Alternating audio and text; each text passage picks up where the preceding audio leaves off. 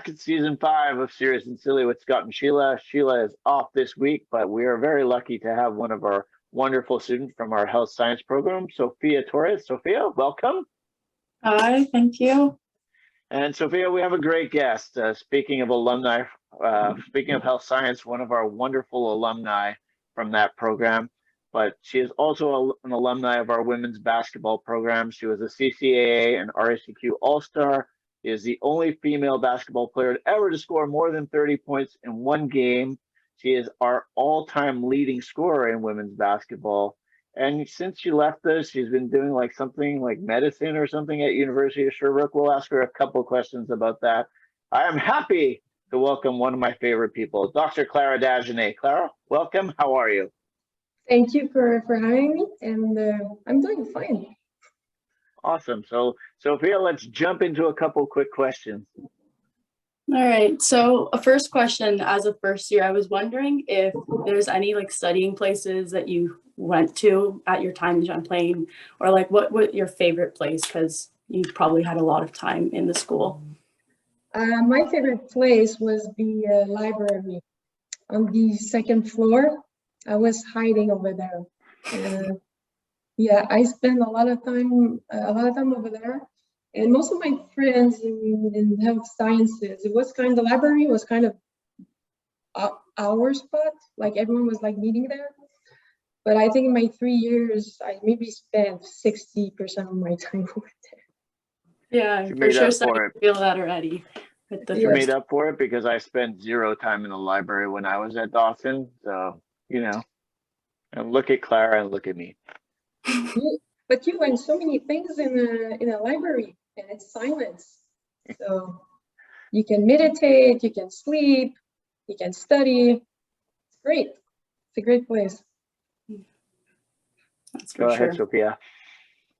So other like first year question, I was wondering if your career plan, like going into medicine, has changed from the person you were at 16, 17, maybe what like the age in first year, and now what you're doing and studying now. You mean what I think it is, or more if you mean the type of person that I am, like 10 years back? Is it more that 10 years back, or like what your plan was, where you were at mentally, like education wise? How has it changed? I mean, for me, I always wanted to go into medicine or be in a field that is related, like in sciences and everything like that. And through my classes, I kind of enjoyed like all of the health science classes, biology, organic chemistry, math. And I really enjoyed, and I knew that medicine was kind of having combined all of those fields. And since I believe so that at the beginning of my CCAA years, I wanted, like as a first year, I wanted to go into medical school. But I also wanted to study and have all good grades so that if I want to do something else, I can also do something else in other fields. So for sure, right now, I'm actually managed to get into medicine. So, but how I was 10 years ago and now, I think it's just the reality of the situation, and what I've learned, CCAA actually helped me a lot in my career right now. And those experiences for me it was straightforward. I got a chance to go from CCAA to medical school. But I think that sometimes I have friends, I have other people that I know that their career wasn't like as straight as mine, and they got a lot of good experience from doing another bachelor by doing 1 year in, for instance, pharmacy and then changing to medicine. So I believe that if you want to do a career and go just straightforward, if you're able to, then good, because it's not fun to waste time in something else. But at the same time, I think that doing another degree before, or doing like having a path that is not straightforward as well, brings you so many experiences that will help you in your career in the end. So for me, if I'm looking back, and if I did not have the opportunity to go into medicine and do that kind of that zigzag kind of way and then go into medicine, I think I would have also enjoyed it. And I will find maybe another field that I like, and maybe I'll say, no, I really want to go into medicine. I don't know if that answers the question. Yeah, Perfect. Yeah, okay. perfect. Yeah. So Clara, Sophia's here to ask the smart questions. I'm here to ask the basketball questions. I want to talk to you about the 31-point game. Oh boy. Probably, like I said, the only female women's basketball player ever to score over 30 points in a game. Probably one of the most dominating performances I've seen in my 15 years at the college. I just want to talk about your basketball career. And, you know, obviously you were super busy with health science, but what was it about basketball that, you know, drew you to that sport? But for sure, for me, basketball, I started when I was 10 years old, and I did so many sports when I was young, soccer, judo, alpine skiing, and I just liked the basketball has, you need to be good at everything, and you need to master a lot of skills to really enjoy it. And it's complex. There's a lot of strategy. And what I like also is that it's not done until the buzzer rings. So you can lose by 8 if there's 1 minute and a half, and you can still win the game. So for me, that's why I really find it exciting, the challenge, the adrenaline. And when I was in CEGEP, for me, it was crucial to have sports, because I need to have both in my life. Otherwise, I have too much energy, and I cannot sit on a chair all day. And for me, it was bringing me peace and also helping me with my stress. It was kind of a stress relief. A lot of different people have, like, sometimes it would be music, others would be art. For me, sports was kind of my getaway place where I can just not focus on school and just focus on techniques and things like that. And it was more manual, so my brain was having a little break at the time. Yeah.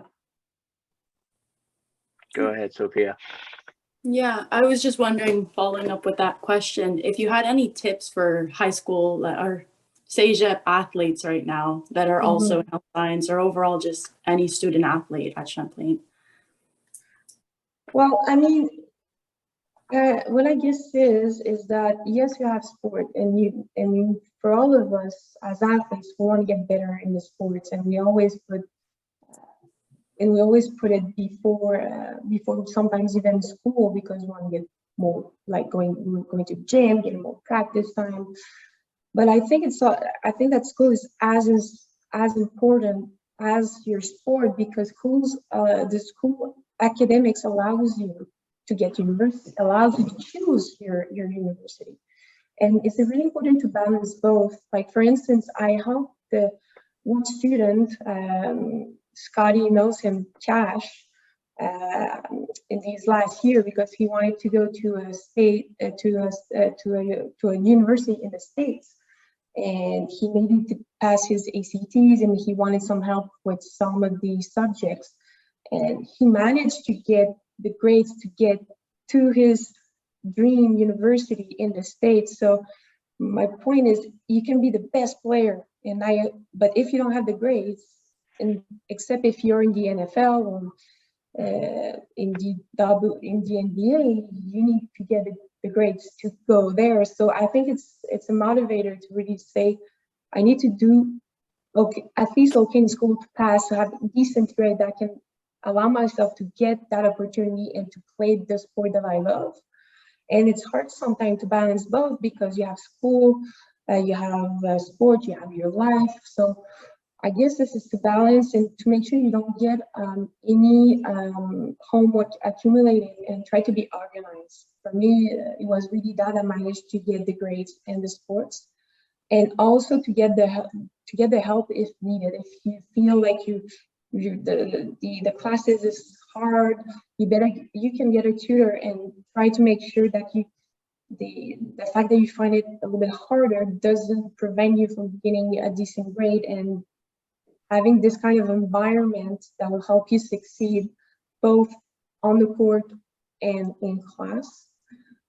So I think it's a lot of management and also like not procrastinating and a lot of motivation too, I find. And yeah. Yeah, for sure. That's really interesting, honestly, like to see it from the perspective of in order to play the sport you love so much and in order to do all the things you do, like you have to get the grades, and seeing that as motivation, I haven't thought of it that way. But mostly in the States, I was seeing it for me because I've seen great athletes, great players that didn't go to their school of their dreams because they were short on the grades, and it just sucks because you cannot. It's more my philosophy is I don't want to have any regrets. If I put on the work and I'm not going in, then I did everything that I can. And sometimes I was seeing athletes having regrets. I should have put more work in that class. I should have asked their tutor help. And I was also tutoring some athletes also at the time. And for instance, Cash, that he was a little bit short, and we worked on some subject with him for 3 weeks, and he managed to get 120 points in his ACTs over the minimum, and he was so happy. And for me, I think it's really important, and sometimes we don't really realize it because you're like, oh, I'm good in sport, and we forget sometimes that the schools they want you badly, but if you don't have the grades, their hands are tied, or you get to play in the Division 2 instead of a Division 1, and it just sucks at the end. Yeah. Thank you, Clara, for your insights. So I have another unintelligent question to ask. So Clara, as we've said, is a doctor, and she also was nice enough to, when she was at school, to drop by my office and say hi. So she knows of my Coca-Cola addiction. With the upgrade of medicine, though, Clara, do you think I should just continue to, drink and eat unhealthy, knowing that probably in 20 years from now, we'll have a pill that just cures everything? Yeah, you should definitely eat healthy. I told you that 6 years ago. You still are not listening to me. No, better. I don't think we're gonna have a pill for that, but I can try to work on it, and so then you can be the first one to try it. I would appreciate that. See, Clara's always looking out for me. I got Sophia, you. any final questions for Clara? Just one last one. Wondering if there's anything that came along into your path that, like, in the path of medicine and in the path of like university and everything, that you weren't expecting, something to maybe watch out for in the next following years? You mean for me or for you guys? For something that like is remarkable that you weren't expecting in your path. In my path. Like through, yeah. Sorry. Yeah, no, like in medicine and the path of like your education and stuff. What I've learned a lot in medicine is that there's a lot of things that we don't have any control of, and you have to learn, and there's things that are happening so fast, and sometimes you have to kind of like go and you have to, and there's obstacles and there's always things coming up. And what I actually learned and why it's more like to just go with the flow and try to adjust yourself. And sometimes in my personal life or in medicine or in school, there were things happening, and like for me, everything happens for a reason, and all these experiences, whether they're good or whether they're bad, will actually give you experience that and will make you grow. And I think that it will also help you build your own path within your career as well. Yeah. Awesome. I think this is really beneficial to the first years because, as you know, Clara, there's a lot of pressure when you come in the health science. That R score, people are thinking about it from day one. So I think the advice you gave is going to help a lot of people, and, Yeah, but maybe one last thing is for the first year is like the first semester is the most important, because as we all know, the R score is based on 7 grades or 5 if you're doing it in 3 years. So the percentage and the impact of each grade is important. And sometimes when we go from high school to CEGEP, we're going from a controlled environment to an environment that you can do pretty much what you want. The teachers are not taking your hand, and it's easy to fall in the trap of just chilling and it can actually become stressful at the end, because learning everything a week before or maybe the night before, I've seen a lot of students struggle with that.